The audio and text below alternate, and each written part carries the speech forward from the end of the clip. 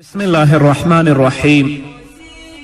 الحمد لله رب العالمين حمد الشاكرين، الصلاة والسلام على سيد الأنبياء والمرسلين سيدنا ونبينا وشفيعنا ومولانا محمد وعلى آله وأصحابه الطيبين الطاهرين. قدرمنو اوریدونکو د ژوند د لارې د خپرونې مینوالو، السلام علیکم ورحمة الله وبرکاته. ستاسو روغتیا او خوشحالي د پاک رب نه غواړم، په دې هیله چې د صحت او عافیت جامې پر تن ولرئ او خوشحالي مو په برخه وي. دا دی زه محمد یاسین فهیم د ژوند د لارې د خپرونې په وړاندې کولو کې ستاسو په خدمت کې یم. زموږ د نن ورځې د خپرونې موضوع بیا هم د خپلې ځواني ساتنه وکړئ. قدرمنو اوریدونکو، موږ د خپلې ځواني ساتنه هله کولی شو چې پاکلمني غوره کړو او د بدلمني د فساد او د منکراتو نه ځان وژغورو. څوک چې پاکلمني نه غوره کوي، نو د پاکلمني د نه غوره کولو تر ټوله لویه بدي دا ده چې زنا ډیره لویه ګناه ده، او د لوط علیه السلام قوم چې په کومه ګناه کې اخته وه، هغه ګناه له هغوی نه مخکې هیڅ قوم نه وه کړې. له همدې امله هغوی ته تر ټولو سخته سزا الله رب العزت ورکړه، چې جبرائیل علیه السلام هغه ټول کړی آسمان ته پورته که او د هغه ځای نه یې الټه یا چپه بیرته په ځمکه باندې وغورځوه. الله رب العزت تباه و برباد کړل، ځکه هغوی احساس د مسئولیت نه و کړی. هغوی د لوط علیه السلام وینا نه وه اورېدلې. هغوی د شیطان په لاره باندې روان ول، د خپل مسلک او د خپل هغه دندې د شیطان لارښوونې ګرځولې وې چې هغه یې عملي کولې، نو ځکه الله دوی تباه او برباد کړل. نو آیا له زنا څخه د بچ کېدو لپاره همدا خبره بس نه ده چې له هغې نه ډېرې خطرناکې ناروغي پیدا کیږي او شپه او ورځ په قرآن کریم او نبوي احادیثو کې د هغې رټنه اورو او هغه لولو؟ تاسو راشئ د الله رب العزت کلام پرانیزئ چې الله رب العزت څه ویلی دي. د محمد رسول الله صلی الله علیه وسلم احادیث واورئ چې هغوی د زنا په هکله څه وایي. نو درنو ځوانانو، راشئ پاکلمني غوره کړئ، د بدلمني نه ځان وساتئ. الله به عزت د دنیا او د آخرت درکړي. او هغه ځوانان چې په خپل ځواني دوکه شوي، د دنیا ژوند او د دنیا خواهشات ژوند ګڼلی او آخرت یې هیر کړی دی، هغوی په دنیا کې هم رسوا دي، نه کم عزت لري، نه کم ارزښت لري، او په آخرت کې به د الله رب العزت په عذاب کې گرفتاره وي او ټول به پیژني چې دا هغه فلانی ځوان دی چې په فساد، منکرات او په فجایو کې ژوند تیروه. څوک چې په دې خطرناکو ګناهونو کې اخته دي، آیا دا ورته معلومه نه ده چې سبا ته به د الله په وړاندې ودرېږي او الله څه ډول عذاب ورته تیار کړی؟ په دې نه پوهیږي؟ آیا پر دې نه پوهیږي چې سبا ته به د دوزخ په اور کې سوځي؟ آیا په دې نه پوهیږي چې د دې نه به د دوزخ خاشاک او خس جوړیږي؟ آیا دا ورته معلومه نه ده چې حتما مرګ راځي او د دروازه به ډبوي؟ الله ته به بیا څه جواب وایي؟ نو راشئ ګناهونه پرېږدئ، ګناهونو ته شا کړئ. که تر اوسه پوه نه وئ، اوس په حق باندې پوه شئ. الله ته ریښتینې توبه وباسئ، تر څو چې الله رب العزت ستاسو ګناهونه معاف کړي او هغه مسئولیت چې یو ځوان په اسلامي ټولنه کې د مسلمان په صفت باندې لري، هغه تاسو ادا کړی وي. یو شاعر خپل نفس ته خطاب کوي او وایي: ای نفسه، آیا هغه وخت نه دی راغلی چې ځان پوه کړم او ګناهونه پرېږدم؟ بد کارونه په ډیر شوق سره کوم، خو نیک کارونه له زړه څخه نه بلکې په شنه زور یې ترسره کوم. تر ټولو لوی جاهل هغه دی چې د خپلې هرې نفسي غوښتنې پیروي کوي. راتلونکې ورځ له عبرت نه ډکه ورځ ده، او که سړی غواړي چې عبرت واخلي، نو مرګ تر ټولو لوی عبرت دی. یو وار خو مرګ ته خپلو سترګو کې وګرځوه. شپې چې کله د خپل بستر ته ورځې او هلته ویده کیږې، داسې وګڼه چې زه به نن شپه مرم، الله رب العزت حضور کې به درېږم، زه به الله ته څه ځواب وایم. یو وار خو د مرګ نه عبرت واخله. نو ګرانه ځوانه، راشه د الله رب العزت پیغام واوره، د محمد رسول الله صلی الله علیه وسلم پیغام واوره. په دین باندې د خپلې ځواني ساتنه وکړه، په قرآن باندې د خپلې ځواني ساتنه وکړه. دا نه چې د خپله ځواني په دې کې مصرف کړې چې په ټوله ورځ او په ټوله شپه په منکراتو، فجایو او بدبختیو کې اخته او د خپل نفس او د خپلو خواهشاتو تابعدار ګرځېدلی. نه، علامه ابن تیمیه رحمه الله فرمایي کم خلک چې د اخلاقی فساد نه ځان نه بچ کوي او په ګناهونو کې ډوب وي، الله رب العزت ورته جاهل، ناپوه او په نشه کې ډوب ویلی دي. الله رب العزت د لوط علیه السلام د قوم په اړه فرمایي په سورة نمل کې 55 آیت کې بل انتم قوم تجهلون.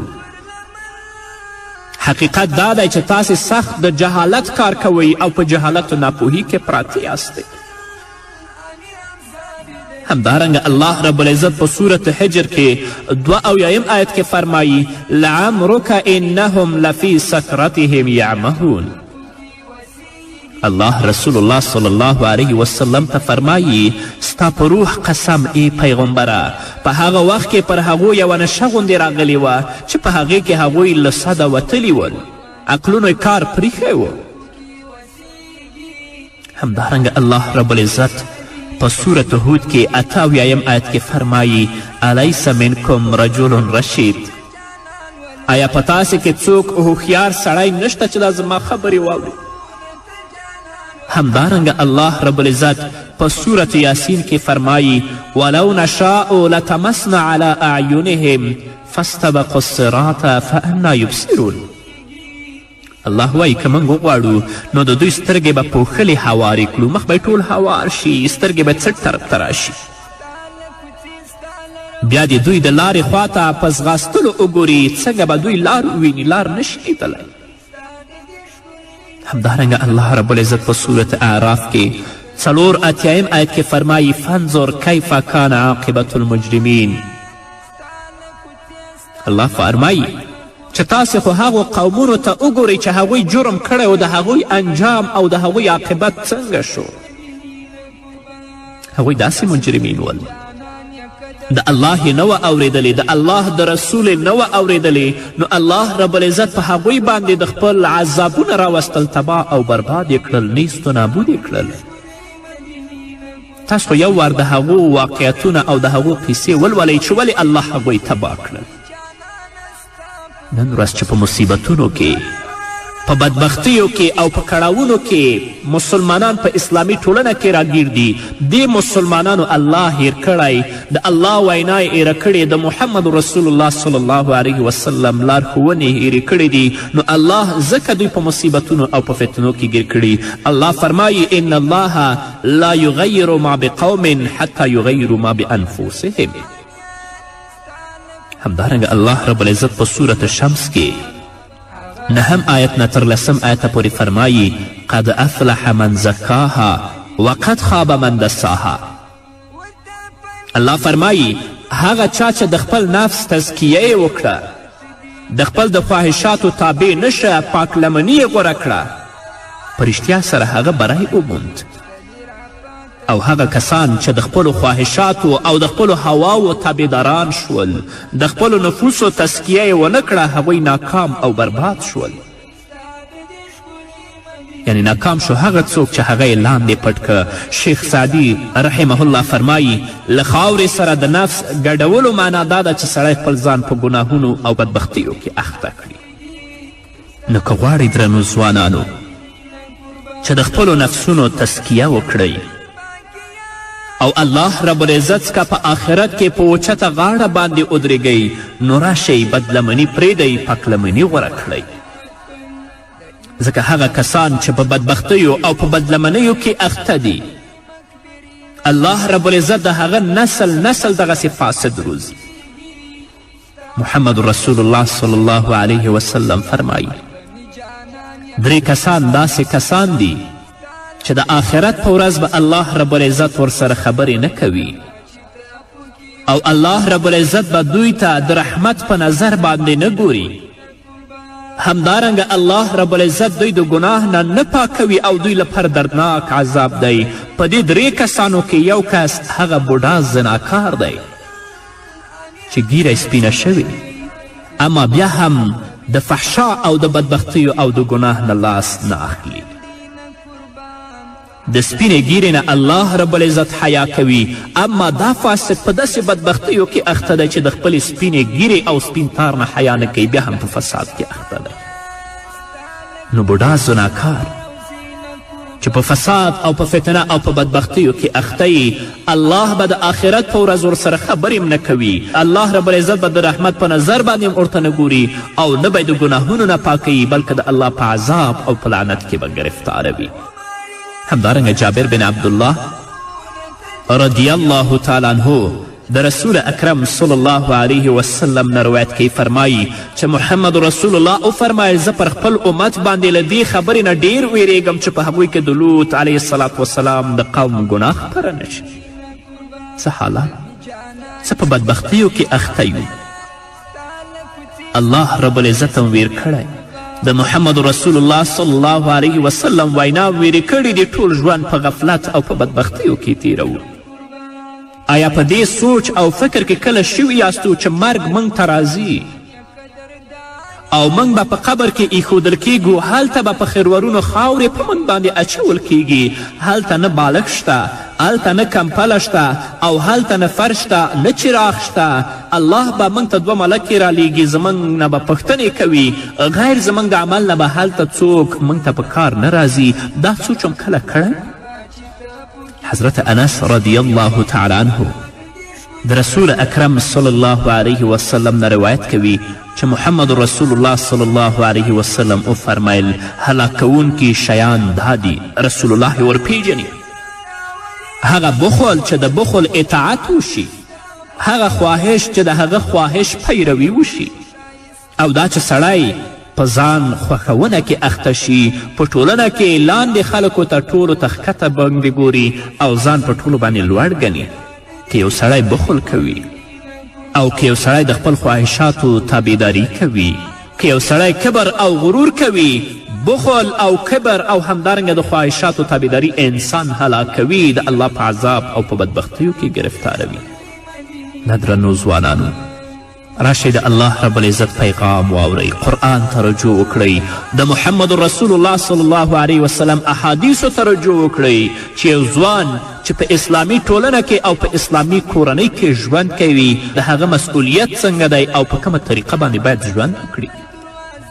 یو ځوان راځي د رسول اکرم صلی الله علیه وسلم مجلس ته او رسول اکرم صلی الله علیه وسلم ته فرمایي یا رسول الله زه مسلمانېږم خو په یو شرط سره.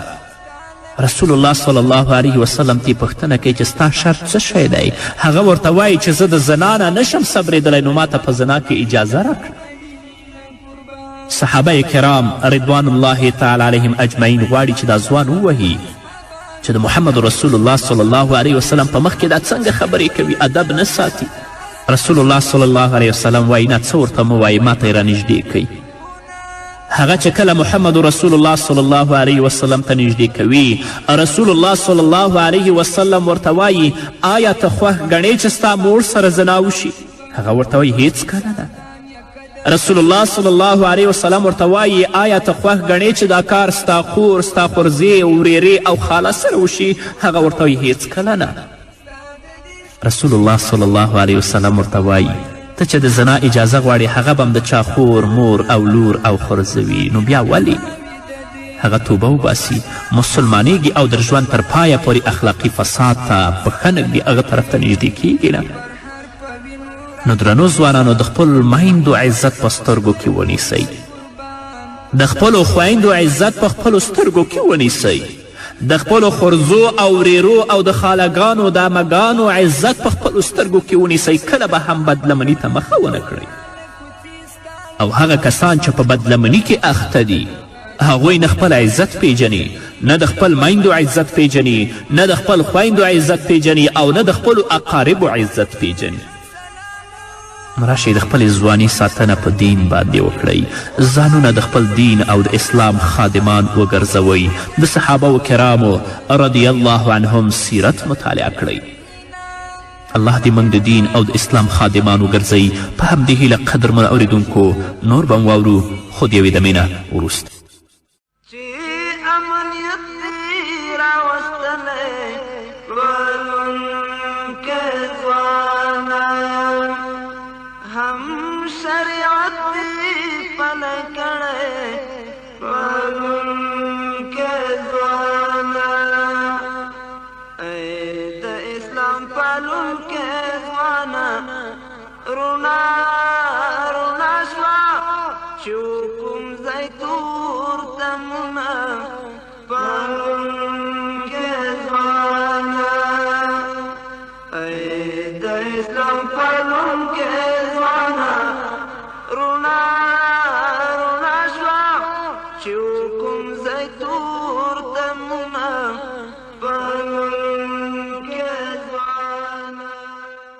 قدرمن اوریدونکو بیا هم زموږ سلامونه او نیکې هیلې ومنئ.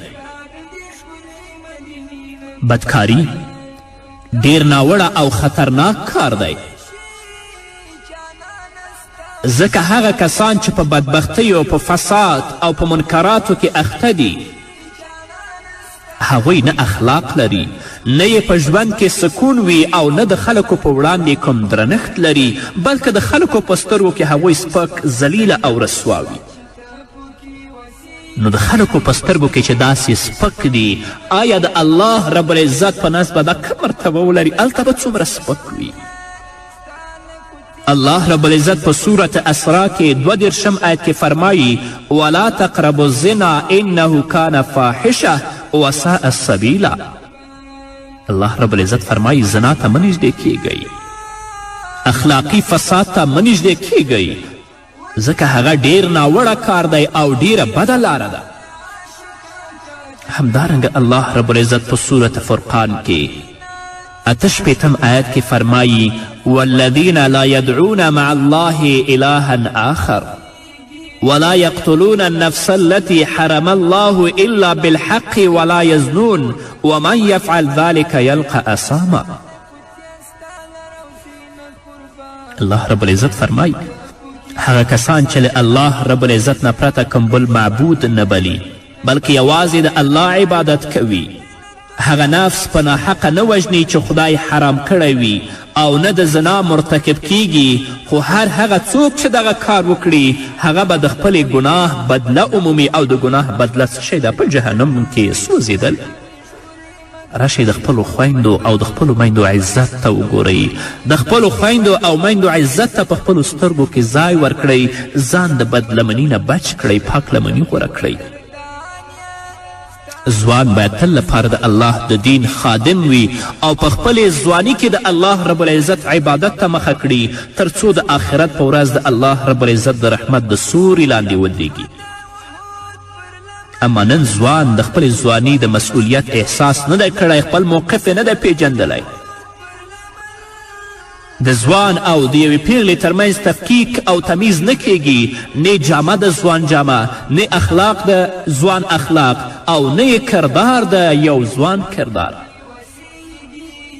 په غاړه کې ځوانانو د ښځو په شان لاکتونه اچولي، په لاسونو کې ځوانانو د ښځو په شان بنګړي او کړۍ اچولي دي. دا خو لا پرېږده چې ځینې مخنثانې بیا د خپل ویښته راټولوي او د ښځو په شان په هغه کې قیتاک یا په هغه کې تار تړي. دا ستا ځواني ده؟ دا ستا عزت دی؟ دا ستا مروت دی؟ نه ته ډېر بېغیرته یې، د خلکو په سترګو کې ډېر سپک یې که دا کارونه کوي. له حضرت سلمه بن قیس رضی الله تعالی عنه نه روایت دی چې رسول الله صلی الله علیه وسلم راته د 4 خبرو نصیحت وفرمایه. اول دا چې له الله رب العزت سره شرک مه کوه. دویم دا د کم سړي قتل چې الله حرام کړی وي هغه مه وژنه. دریم بدکاری او زنا مه کوه دې ته مه نږدې کیږه. څلورم دا غلا مه کوه. دا د محمد رسول الله صلی الله علیه وسلم نصیحت دی. وایه وړه چې د دنیا او د آخرت ژوند دې ښایسته شي او که د دې ونه دې مخ واړو هم په دنیا کې ذلیل او هم په آخرت کې. حضرت عبدالله ابن عمر رضی الله تعالی عنه د محمد رسول الله صلی الله علیه وسلم من پوښتنه کوي یا رسول الله تر ټولو لویه ګناه کومه ګناه ده؟ محمد رسول الله صلی الله علیه وسلم ورته فرمایي تر ټولو لویه ګناه دا ده چې خپل زوی له دې امله ووژني چې په لیدو سره په ګډه در سره ډوډۍ وخوري. عبدالله ابن عمر رضی الله تعالی عنه بیا ترې وپوښتل تر هغې وروسته کومه ګناه لویه ده؟ محمد رسول الله صلی الله علیه وسلم وفرمیل دا چې د خپل ګاونډي له ښځې سره اخلاقي فساد وکړي.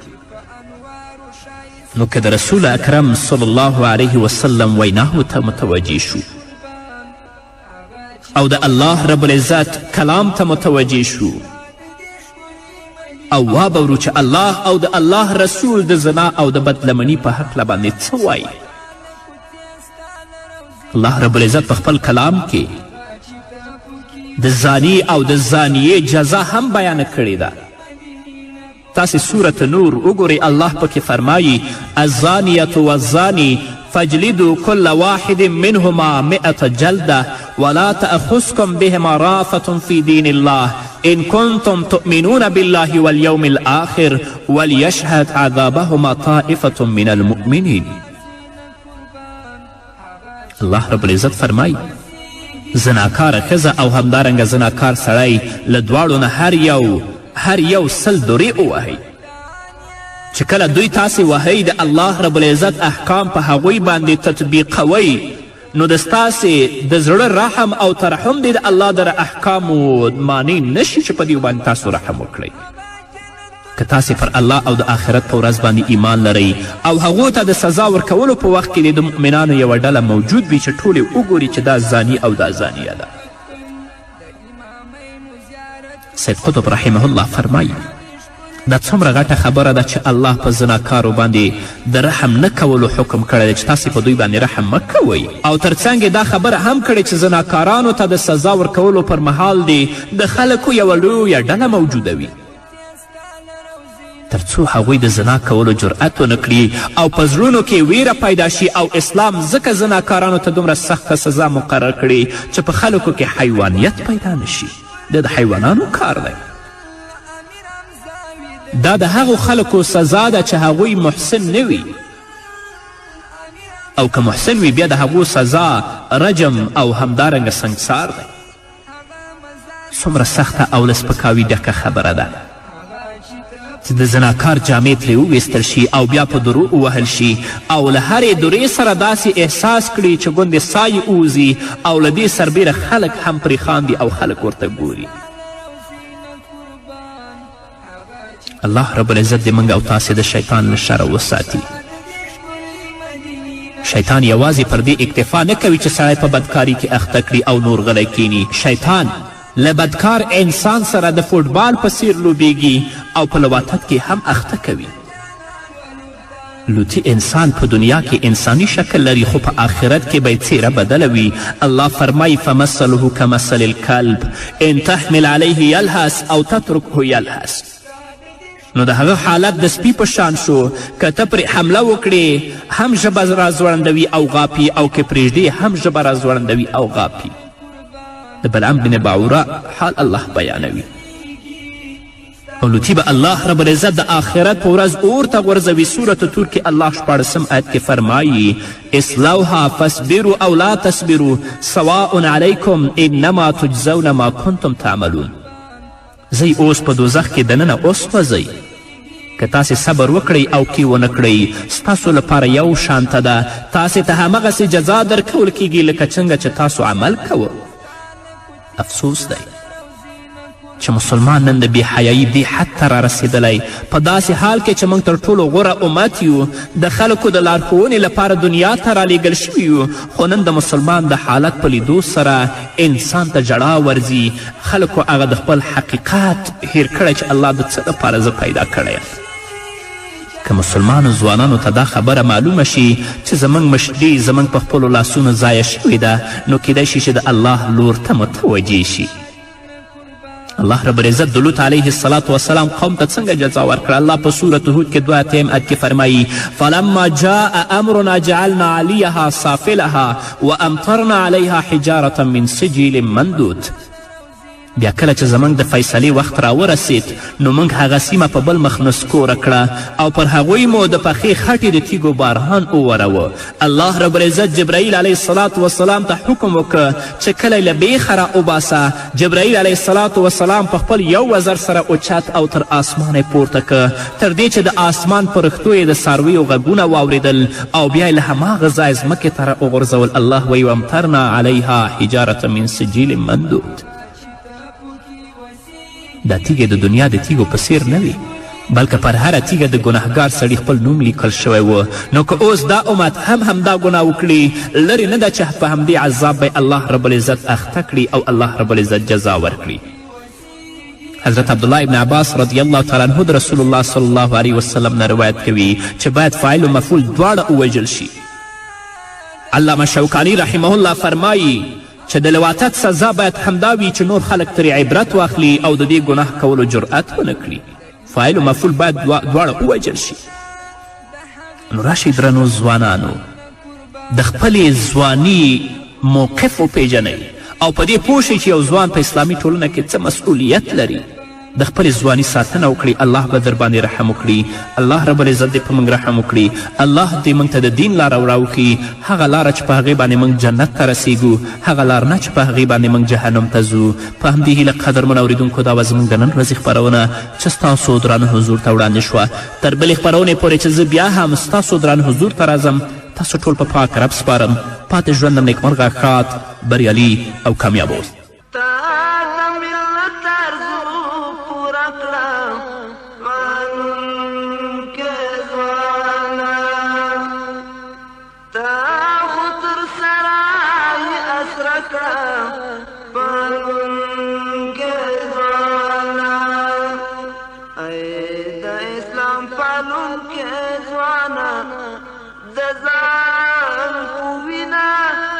کړل ورک ټول جنجالونه پالونکې ځوانا ای د اسلام پالونکې ځوانا د ځان په وینا دې کړل ورک ټول جنجالونه